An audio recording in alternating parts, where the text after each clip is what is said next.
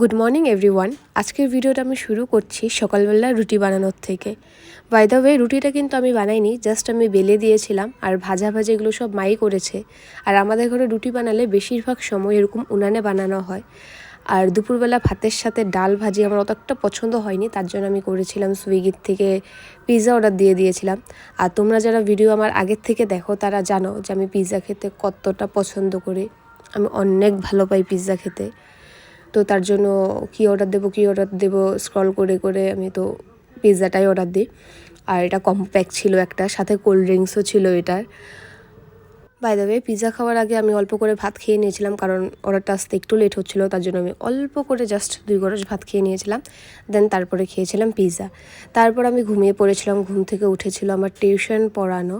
আর আজকে দেখবে আমার স্টুডেন্ট কি করেছে, জাস্ট আমি দেখাচ্ছি তোমাদের। দেখো, 60 মিনিটে 1 সেকেন্ড, 24 আওয়ার্সে 1 উইক, 1 ইয়ারে 30 মান্থস, ঠিক আছে? 7 ডেজেও জানে না।